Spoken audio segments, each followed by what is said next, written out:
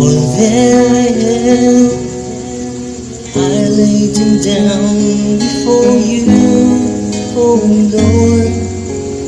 All my regrets, all my claims, my joy and the pain, I'm making them yours. Lord, I offer my life to you, everything I've been through. Use it for your glory, and Lord, I offer my days to you, lifting my praise to you as a pleasing sacrifice. Lord, I offer you my life.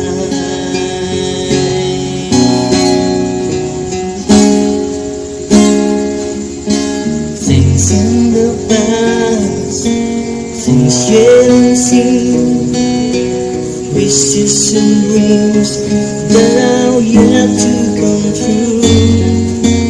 All my hopes, all of my plans, my heart and my hands are lifted to you.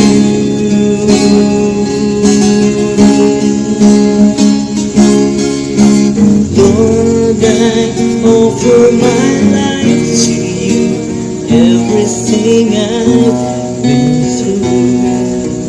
Use it for your glory, and Lord, I offer my days to you, lifting my praise to you as a pleasing sacrifice. Lord, I offer you my Lord, I offer my life to you, everything I've been through. Use it for your glory, and Lord, I offer my days to you, lifting my praise to you as a pleasing sacrifice.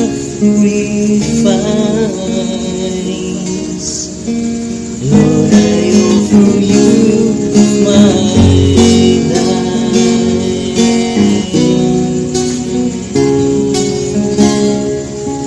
This is my desire, to honor you, Lord, with all my heart I worship you.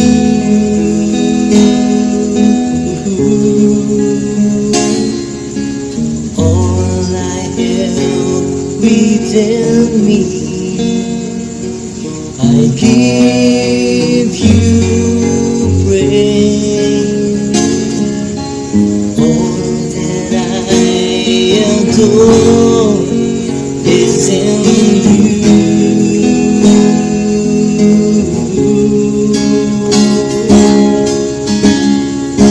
Lord, give my heart, I give my soul, I live for you, and Lord, every breath that I take, every moment I'm awake, Lord, have your way in me.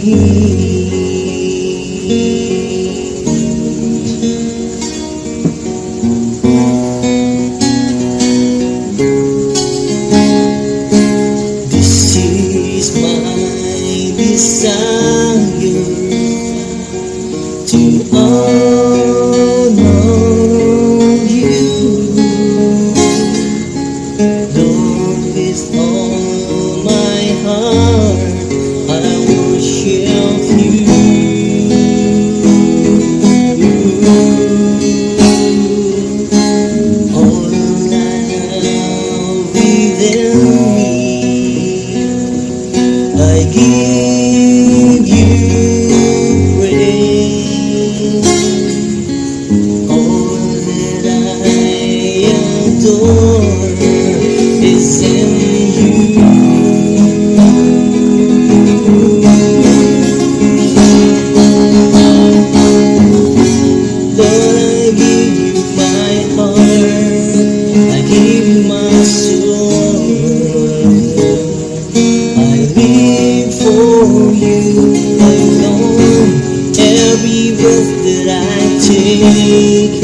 every moment I'm away. Lord, have your way. And Lord, I give you my heart, I give you my soul. I live for you, oh Lord. Every breath that I take, every moment I'm away. Lord, have your way in me. Lord, have your way in me. Lord, have your way in me.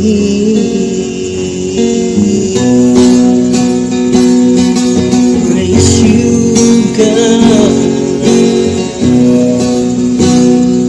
We worship you, Jesus.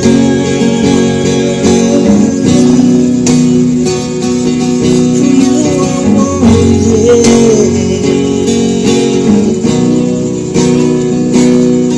Lord, have your way in me.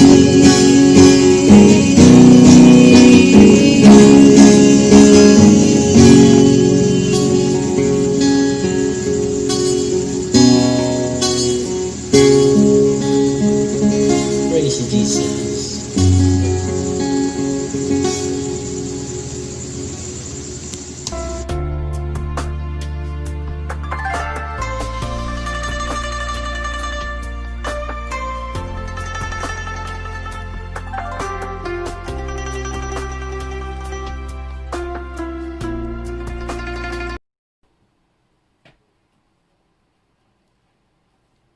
Hello, magandang gabi mga kapatid sa pananampalataya, Tatiwa Christian Church. Balik tayo po ay makinig sa salita ng Diyos. Ito po ay gamit natin ng online na preaching para po hindi po tayo mahuli po sa ating mga gawain patungkol sa ating Panginoon.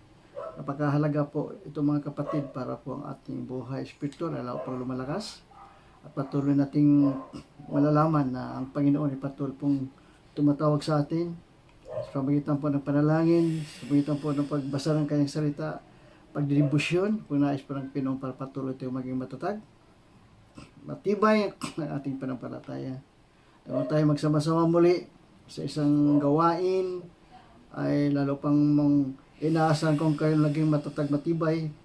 Ipakita ninyo na kayo ay patuloy po na nag-aral ng salita ng Pinoon, patuloy kayong nanalangin, at patuloy kayong nakikinig po sa ating online service. Bago po lahat, tayo po ay manalangin muna. Dakilang Diyos na makapangyarihan sa lahat, salamat o God sa pagkataong muli ito, sa umagang ito, na walang ibang mataas po Ama sa oras nito kundi Ikaw, Panginoon, ang aming Panginoon, dakila, makapangyarihan sa lahat. Panginoon na namatay doon sa krus sa Kalbaryo para kayo po maligtas.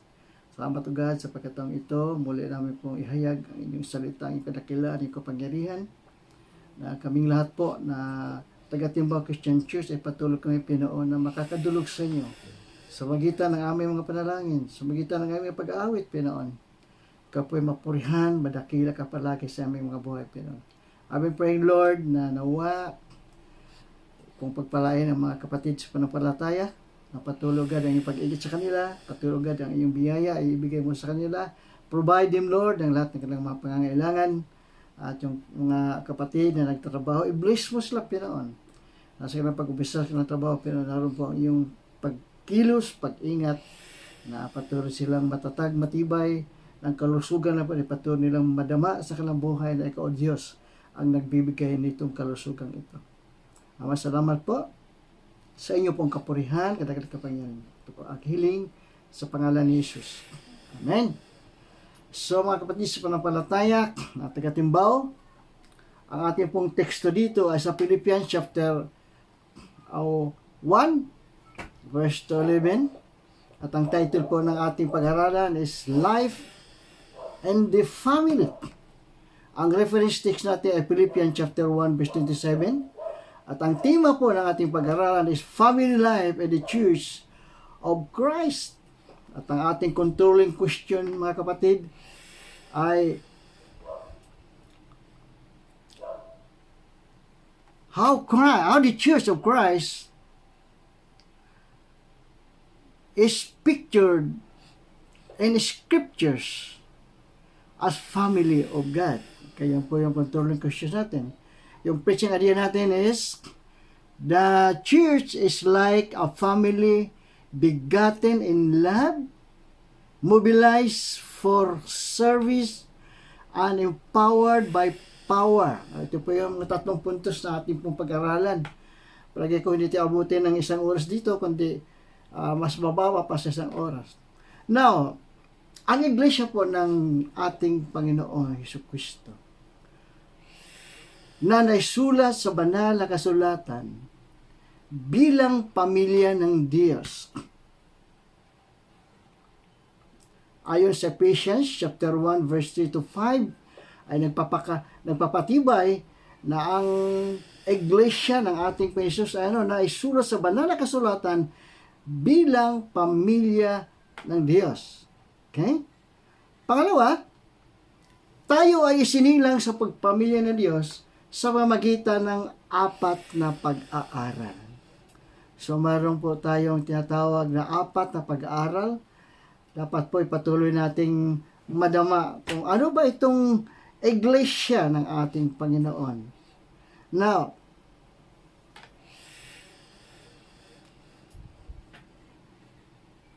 ang unang punto dito ay ang pamilya, the family begotten in love. We can find it in verse 3, verse 4, verse 7, and verse 8. Ang pamilyang nagmula sa pag-ibig. Okay? Napaganda po itong salitang ito dahil lahat naman tayo may pamilya at nakita po natin kung paano nagmamahalan. Ang pinakasentro sa pamilya, pinakasentro sa mag-asawa ay yung kanilang pagmamahalan. Kaya kung ang pagmamahalan ng bawat isa ay lumalamig na o maaaring hindi na po nagkaroon po ng mga problema, ay unti-unti po itong mawasak. Yun po ang gusto ng Diablo para po maraming problema ang mundo, para po marami po magagalit na sa Panginoon, at ang Diablo po ang patuloy po maging magtagumpay. Ngunit, hindi po ito pababayaan ng ating Panginoon. Na dapat sa isang pamilya, naroon palagi yung pagmamahal. Di ba narasan niyo yan? Yung pagmamahal. Hindi lang pagmamahal sa iyong asawa, kundi yung pagmamahal sa mga anak. At mismo yung mga anak din ay natuturuan para mahalin din ang kanilang mga magulang. It is in the Bible. Nandiyan sa Proverbs yan. Na dapat ang mga anak ay maturuan ng mga aral tungkol sa kanilang pagmamahal sa kanilang mga magulang. Okay? So ang pamilya ay nag-umpisa dito ay walang iba kundi yung ating Panginoon. Nung sila Adan at si Eva ay mayroong marriage ceremony during the time, the first marriage ceremony na sila Adan at ni Eva ay pinag-isa ng ating Panginoon kasi doon po nagmula po yung kasalan doon sa Genesis kung saan pinag-isa ng ating Panginoon sila Adan at Eva. Kaya hanggang sa mga panahon ngayon, ang marriage o ang pag-asawa ay talagang pentulutan ito sa ating Panginoon o maging mga nagkakasal sa iba pang mga lugar sa mismo yung nagkakasal ay yung the judge, nagkakasal dyan ay ang mayor o sino pa man, ngunit sila po binigyan ng authority sa pamagitan po ng mga papilis na nagpapatunay na ang dalawang ito ay nagmamahalan. Now, a family begotten in love. Ibig sabihin, yung pamilyang nagmumula sa pag-ibig. So, ibig sabihin, hindi po mabubuo ang pamilya kung wala yung pag-ibig. Well, noong unang mga panahon, nung panahon ng mga hari, ay paghari, gusto ka ng hari, wala kang makagawa. Walang laya. Kahit hindi mo, nagustuhan mo lang kay hari. Kasi ang utos ng hari, hindi dapat mababali. Kaya yung pwersahan, nagpapakasal sa isang lalaki, ay hindi po sa iyong kalooban, ay hindi po ito maganda ayon sa paningin ng Diyos. Nakatulad na Adan ni Eva, sila po nagkaunawaan. At sila po'y pinag-isa po ng ating Panginoon. Ang tatak ng unang iglesia, talking about the church, kasi ang church naman ay puro itong mga sumasamba dyan ay mga kasama nila, the body of Christ, iglesia, mga tao po ito. So ang tatak ng unang iglesia ay ang puna. May numumuna sa unang iglesia, ano ang puna nila? Ang puna nila ay hindi mga manampalataya. So yung mga nagpupuno ito, hindi po manampalataya. Sila po yung mga walang Kristo sa kanang buhay, o yung mga taong hindi kumikilala ng Diyos. Ito yung mga namumuna. Kung anong nakita nila dito. Ang sabi ng mga namumuna, tingnan ninyo kung paano sila nagmamahalan.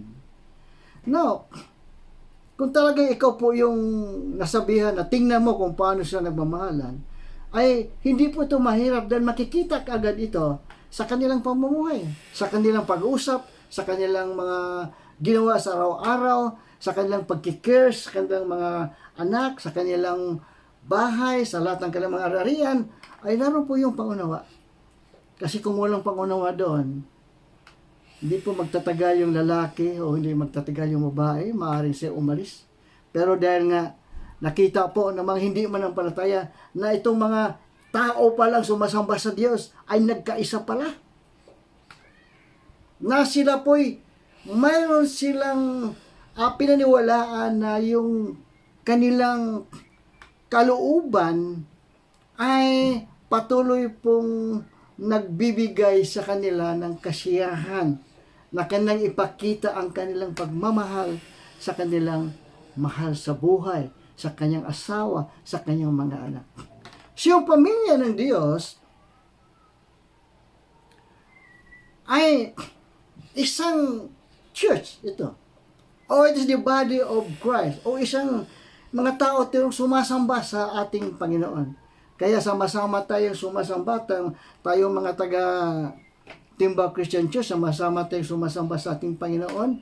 Tayo po'y isang iglesia ng ating Panginoon. Iglesia ang ibig sabihin, mayroon tayong mga mananampalataya ito. Mga taong kumikilala na sa Diyos, na walang ibang itinataas po ay kundi ang ating Panginoon Kristo. Kasi pag magtataas ka ng ibang tao ay hindi po pwede sapagkat taliwas na po ito sa Banal na Kasulatan. So, ang ating tingnan dito kung ano yung sinulat ng Banal na Kasulatan ay sinusunod po ng iglesia. Hindi pwedeng mayroong gagawin na iglesia na taliwas po sa sinabi ng Banal na Kasulatan. Yung tinatawag na Biblical Christianity ay dapat pong manatili ito. Kung ano yung sinabi ng Banal na Kasulatan, yun po talaga ang dapat gagawin sa loob ng iglesia. So, yung tatak ng unang iglesia, the first church, ang mga hindi manampalataya ay anong sinabi na, tingnan ninyo kung paano sila nagmamahalan. So, kung ang tingin nila talaga ay hindi magkasundo, hindi po magtatagal ng iglesia niyon. Pero, dahil ito po ay nagmula sa ating Panginoon. Nagmula sa ating Panginoon. Lahat pong sumasamba doon sa church po. During the time, sa unang iglesia, ay sila din ay nakadama ng pagpapala ng Diyos. Nalaman nila na may Diyos talaga. Lalo nang ang mga alagad ay napuspos o sila po ay kinasihan ng Banal na Espiritu. Kaya sila naging matapang sa kanyang pangangaral. Katulad ni Apostol Pedro, ang kanyang tapang sa pangangaral. Alam mo kung ilang libong mga tao ang kumikilala tumanggap sa Diyos? There are estimated 3,000 people na tumanggap sa Panginoon kaagad at nagpabautismo.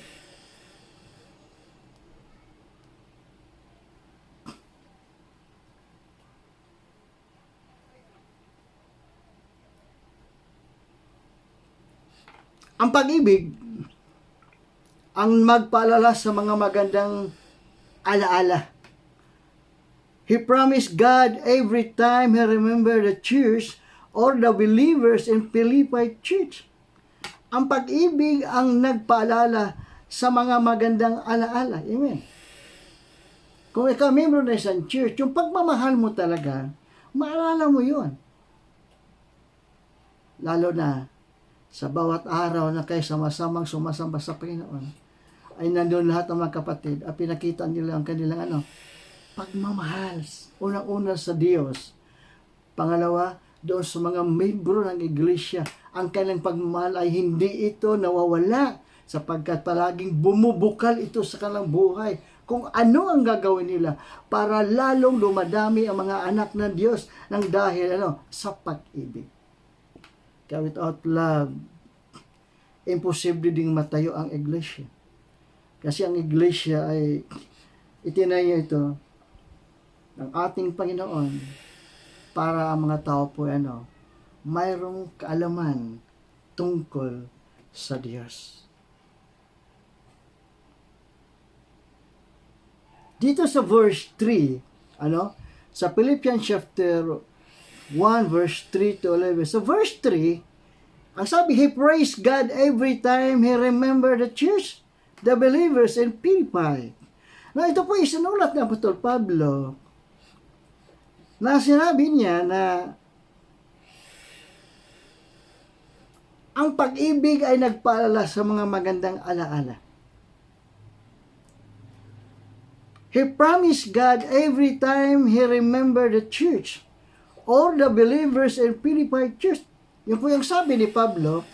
Siya yung sumulat sa mga sulat niya sa kanyang mga sulat sa Pilipos, sa kanyang sulat sa Episo, ay nagbigay ito ng kalakasan sa lahat pong mga bumabasa nito. Yung mga membro ng iglesia.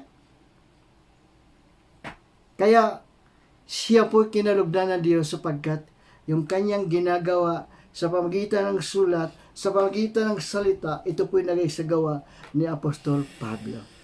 Pangalawa, ang pag-ibig ang nagtutulak upang alalahanin ang panalangin na may galak sa puso. Ito sa verse 4, yun daw pag-ibig ay siyang nagtutulak upang alalahanin ang panalangin may galak sa ating puso. Na sa ating mga ginagawa mga kapatid, palagi ko naranasan ninyo na pag tayo po ay nanalangin, na ang mga panalangin na may galak sa puso, ito palagi nating naalaala na panahon na tayo po minsan umiiyak sa Panginoon, nanalangin tayo, na hindi natin nalala na mayroon pa tayong kasamang nakatingin na bigla na lang siya sa umiyak. Pero ang pag-ibig talaga ng kapwa ay nakikita talaga sa doon. Lalo na ikaw umiyak, ibig sabihin meron kang na-touch ka sa isang mga bagay, o mayroon kang hiniling sa Pinoon na ito'y binigay na ng Diyos, o mahiniling ka nga kahit na hindi pa binigay ng Diyos, ngunit may pag-asa, ikaw, kapatid, na pag ilapit mo sa Diyos ang anumang bagay, mayroon pong mga katugunan.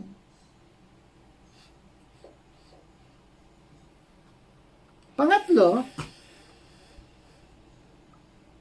ang pag-ibig ay katulad ng Diyos,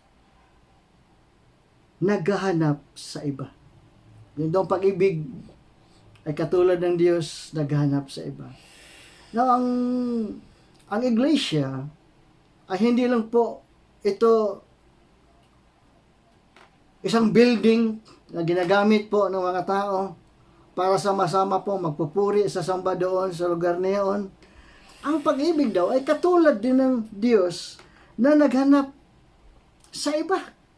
So, ibig sabihin, pag may mga kapatid tayo sa panampalataya na hindi na po natin nakakasama ng matagal, dapat hindi po natin ito ipawalang bahala, kundi mayroon talaga tayong desire na itong mga taong ito na dati natin nakakasama, pero ngayon hindi na po nakakasama, ay dapat natin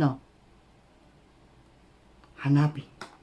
Sabi nga dito, ang pag-ibig ay katulad ng Diyos, naghahanap sa iba. Ayaw ng Diyos na isa lang. Ayaw ng Diyos na dalawa lang. Ayaw ng Diyos na tatlo lang.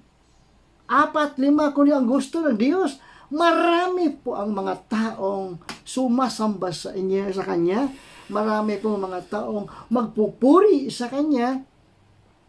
Kaya ang sabi, naghahanap siya sa iba. Kaya panagutan po ng mga pastor, panagutan po ng mga leaders po ng church, kung bakit yung isang taong na yun ay hindi na po nakakasama. Hindi na po nakasama sa mga prayer meetings. Hindi po nakasama sa praise and worship. Hindi na po kasama sa iba pang mga gawain. Why? Maybe there's something wrong. Kaya kung hindi mo mabisita ito, magpatuloy na magiging matigas ang puso, lalong tumitigas sa bawat araw ang puso. Hanggang siya mag-reveal din at ayaw na makita ang magkapatid niya sa pananampalataya. Pero, kung ganito ang kanyang buhay, wala pong imposible ito sa Diyos. Pag inulog mo ito sa panalangin, anumang higpit o anumang tigas ng kanyang puso, ay kaya itong palambutin ng ating Panginoon. Nothing is impossible sa Lord. Nothing impossible of our prayers, mga kapatid. Kahit ano pang bagay nating ilapit sa Panginoon, mayroong kasiguraduhan, mayroong katugunan, sapagkat ito ay pangako ng ating Panginoon. Kaya may naniwala doon na pag ang Panginoon nangako ng mga panalangin na kanyang tutuparin, kaya may nangako, inyo pang pinanghawakan talaga na yung iyong ipinalangin ay tutugunin ng Panginoon. Dapat maging hindi po negatibo po tayo, kundi positibo tayo ng Diyos ang siyang tutugon sa lahat po ng ating panalangin. Parang punto, a family mobilized for service. That is in verse 5 and verse 7. Ang pamilyang hinahanda para sa paglilingkod. Na ang pamilya tayo natin, ano ba ang status ng ating pamilya sa church po natin? Sila ba ay handa para maglingkod? Sila ba ay na mobilized for service?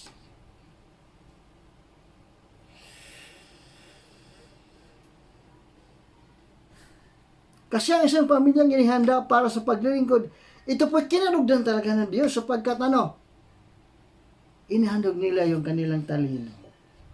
Inihandog nila ang kanilang salapi. Inihandog nila ang kanilang oras para sa Panginoon. Kaya kung isang pamilya ay inihanda para sa paglilingkod sa ating Panginoong buhay, sigurado nalulugod po ng husto ang ating Panginoon, mga kapatid.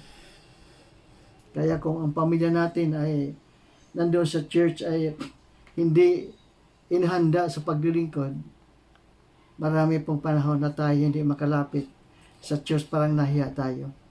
Para bang mayroon nakatingin sa iyo na isang makapangyarihan na bakit hindi pa kayo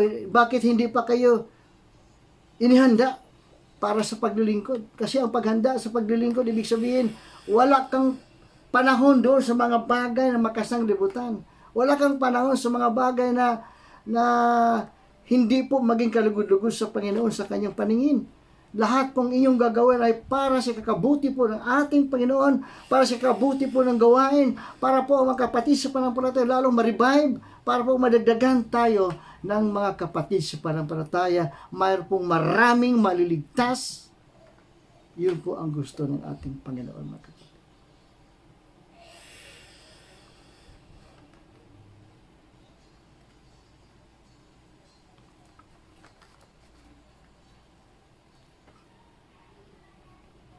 Pag nasa pamilya tayo, handang paglingkuran ang Diyos at ang ibang mga kapatid. Amen. Pag ikaw po'y naglilingkod na talaga, handa mong paglingkuran ang Diyos, unang-una, at ang iba pang mga kapatid sa pananampalataya. Ikaw pong maging kalakasan. Nakita kanila na ikaw po'y isang taong sumusunod talaga sa kalooban ng Panginoon. Isang taong handang maglingkod para ang salita ng Panginoon ay may hayag at lalong magkaroon ng lakas ang sino mang nakakarinig ng salita ng ating Panginoon.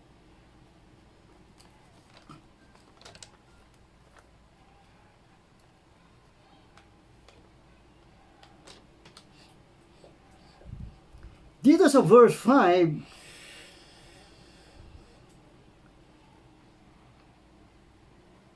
sa pag-aaral sa salita ng Diyos, sabi nga ni Pablo sa verse 5, nagulat siya sa isang manampalataya, sa mga manampalataya doon sa Episo, dahil sabi niya, mula nang tanggapin ang salita ng Diyos sa mga taong ito, ay naihayag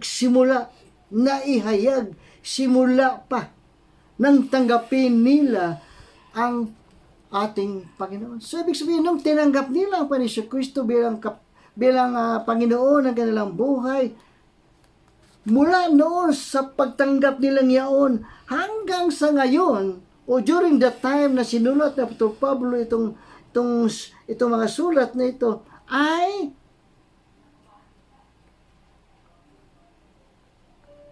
nagsimula sila at hanggang nung si Pablo po ay sumulat sa kanila, ay hanggang doon sa panahong yun, sila po'y naglilingkod sa Diyos. Imagine how long,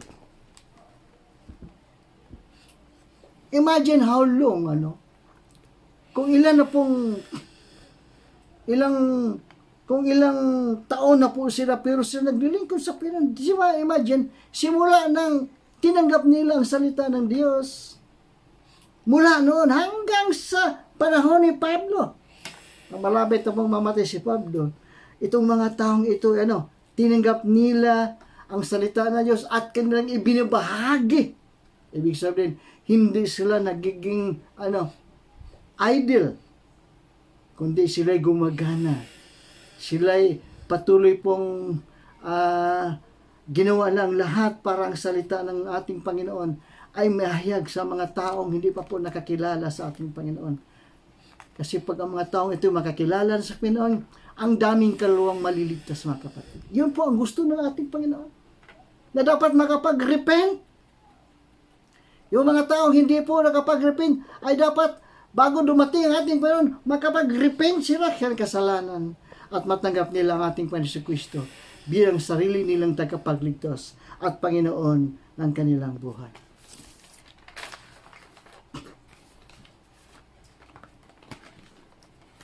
Ang panampalataya sa mabuting balita ay nagiging dahilan para mararanasan nila ang persecution at ang pagkakulong habang sila ay naglilingkod. Yes, during the first church, ang unang iglesia Jerusalem, marami pong mga persecution pong naranasan ng ating mga kapatid. Katunayan, natigil yung kanilang pananambahan, ngunit sila po saan sila nanambahan during the time? Doon sila sa mga sa mga libingan, di ba? Mga libingan ng mga Diyos during the time ay malalaki ito. Doon sila nagpupuri sa ating Panginoon. Ibig sabihin, hindi po nahihinto ito. Na may tanong dito, kailan bang maranasan ang mga bagay na ito para magkaisa ang mga Kristiyano ngayon? Maraming Kristiyano talaga nagkawatak-watak. May mga tao ding takot talaga sa persecution dahil kamatayan din ang hatol dyan. Kaya kung may kamatayan, may pag-uusig na marami pong bumibitaw talaga sa kanilang pananampalataya. Dahil buhay ang kapalit. Kaya sabi niya, may tanong dito, kailan bang maranasan ang mga bagay ito para magkaisa ang mga Kristiyano ngayon? Pwede. Kailangan, hindi naman kailangan na sa lugar na may freedom of speech, katulad sa Pilipinas, ay wala namang persecution na ikay papatayin. Sa China siguro, dahil ngayon na pinapatay pa yung mga taong sumampalataya sa ating mga Kristiyano, mga sumampalataya sa ating Panginoon Kristo, ay pinapatay. Iba pang lugar, doon sa India, marami pong pinatay mga ISIS diyan dahil sa ayaw nila na may sumamba sa ating Panginoon Kristo. Kaya ang tanong dito, kailangan bang maranasan ang mga bagay nito para magkaisa ang Christians o ang mga manampalataya sa ngayon?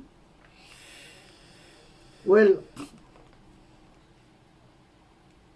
ayon sa sabi ko kanina, dito sa Pilipinas ay wala namang patayan. Well, hindi ka naman papatay. You have the freedom of speech, freedom of religion. Siguro doon sa mga lugar na binawal ang ganitong mga gawain, ay siguro dapat pwede din maglaylo naman sila. O kung maaari, mag-migrate sila sa ibang bansa para doon sila maging malaya sila sa kanilang pagsambat papuri sa Panginoon. Kaya yung mga taong hindi pa po nakaranas ng persecution, katulad natin dito sa Pilipinas, ang persecution na po natin ay hindi naman talaga maduguan eh. Ang persecution naman sa ating salita lamang, na parang kinakantyawan ng mga born again Christian, na parang mga baliw daw pag sumasayaw, umaawit, lumuluha, parang baliw daw. Yun ay isang mga narasa natin na mga persecution na naranasan ng mga kapatid natin.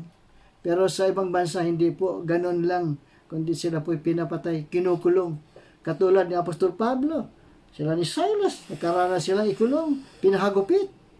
So maraming mga leader po sa Christian world during the time of Paul at yung mga apostles after the death of Christ ay silang lahat po nakatikim talaga ng kamatayan.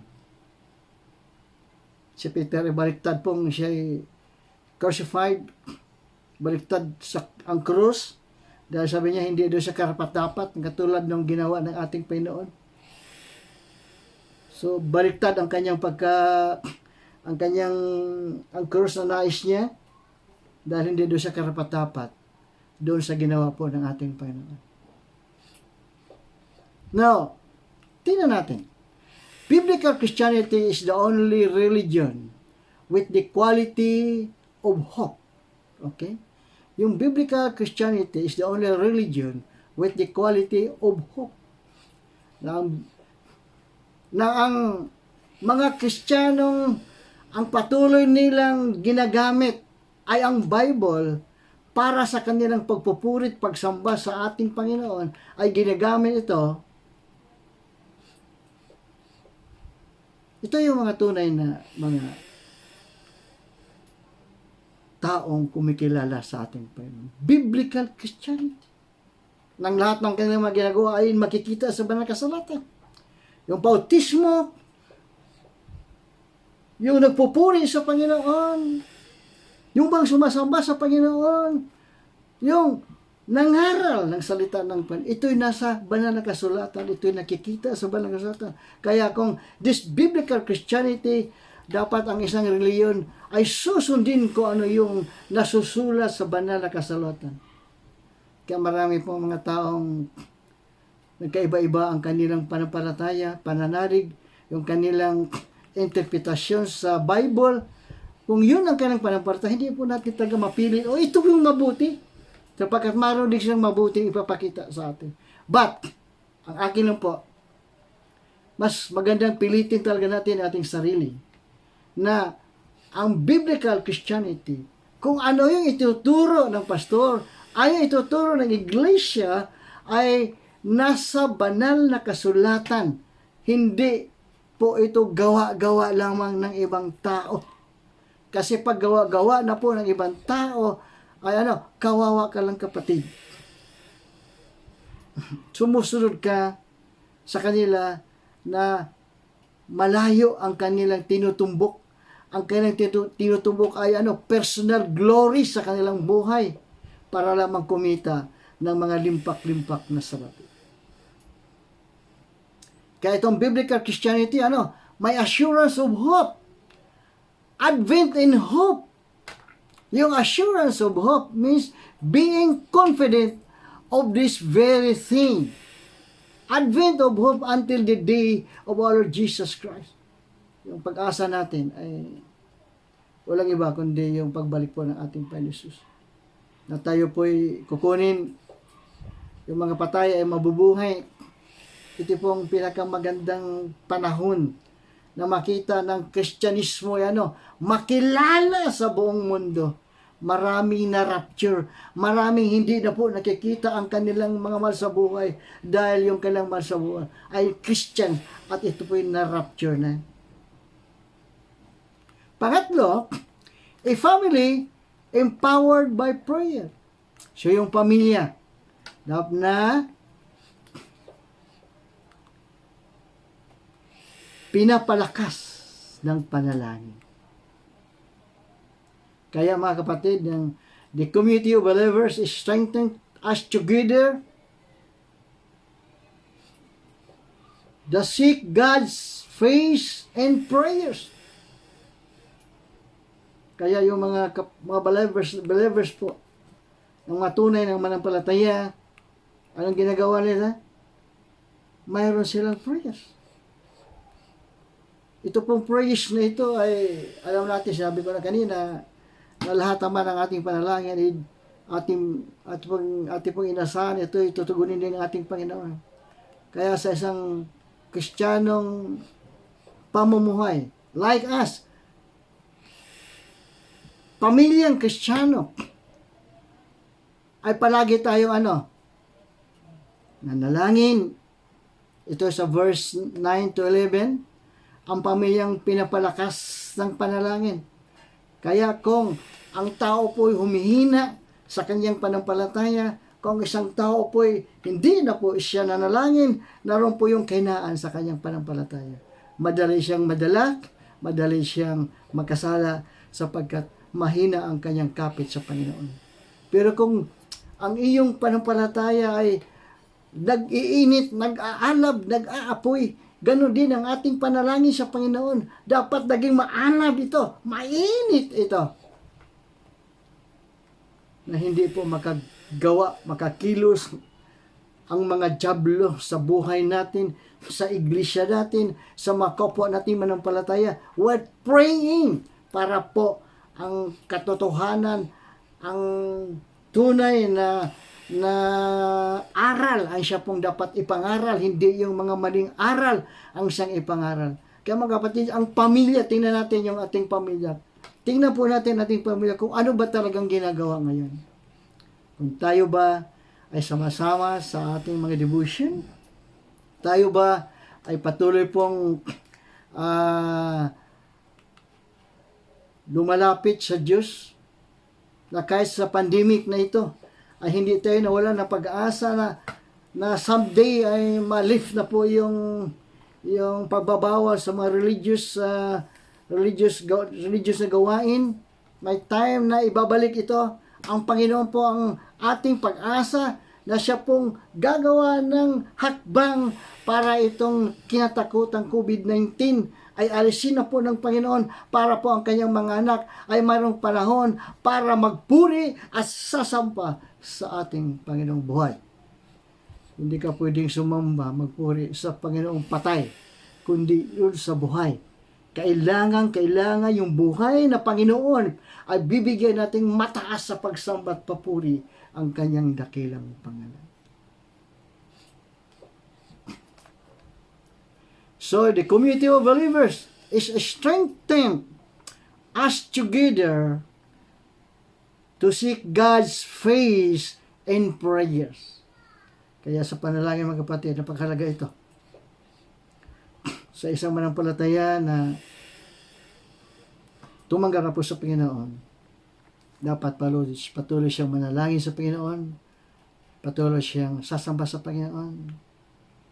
At itong mga panalangin ito, alam ko, ito yung tinutugon talaga ng Panginoon. Mayroong panalangin dito in verse 9, panalangin sa puso po natin, di ba? Minsan kasi sa puso, dito nagmula yung kasalanan. Dapat ipanalangin yung puso natin na maging malinis ito sa salita ng ating Panginoon. May panalangin para sa ating isip, kaisipan. Kasi minsan itong isip natin ay kung hindi natin namamalayan, ay iba na po ang takbo ng ating isip.